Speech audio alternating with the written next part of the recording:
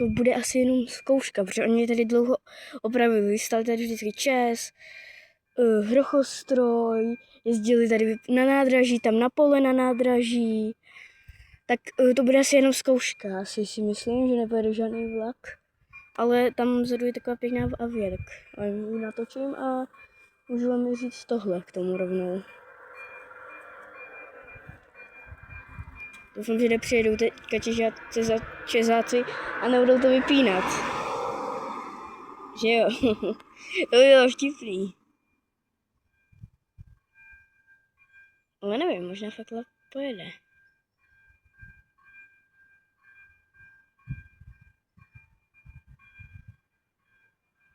Vzadu už jde další auto. Jo, tak jak dlouho to ještě bude? Ale ne, to bude asi jenom zkouška, protože to by spadly už závory. To je docela dlouho totiž už. Jo, a už nám jede ze zadu tady i Veko.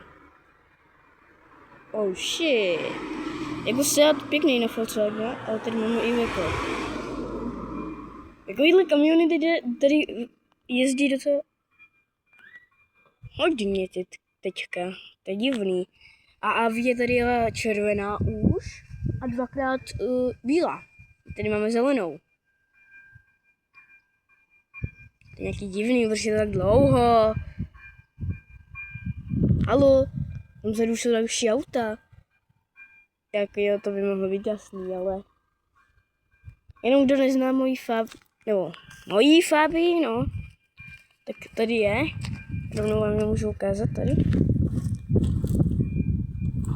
Jo, hele, vidíte? A jak dobrý. Hele, tamhle z nádraží právě, jak jsem říkal, vyjela další dodávka od ČEZu. Asi to jedou vypnout teda. Vidíte? Dodávka od ČEZu. Jak jsem říkal, Česká energie zítřka. Haha. Jo, tak nejde vypnout, jede jenom pryč od kolejí už.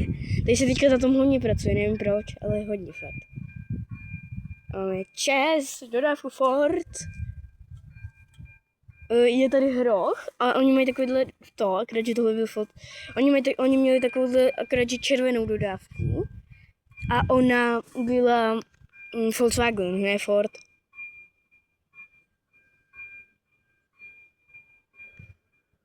Jo, hele, vlak pojede fakt.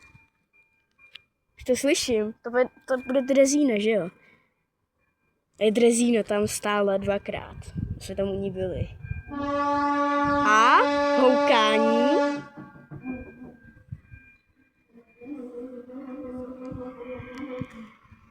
A je to Drezína. Mně totiž předtím připadalo jak Lias, ta Drezína.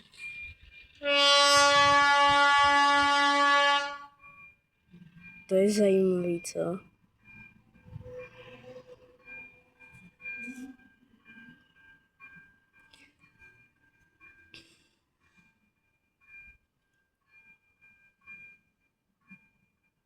No, tak už bychom... Ty vole, jak dlouho to ještě bude? Ty vole? Jak dlouho ještě?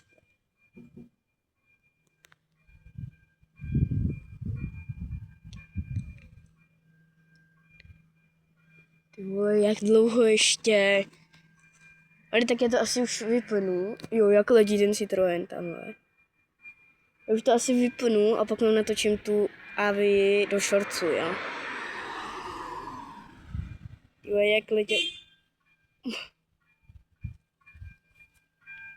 Výstražný, pěkně, dobrý. Ale dává se to do té doby, než přijede další auto. Ty? Co to bylo za troubení? Hej, tak já už to vypnu a pak vám tu Avii natočím do shortu. Čau lidi.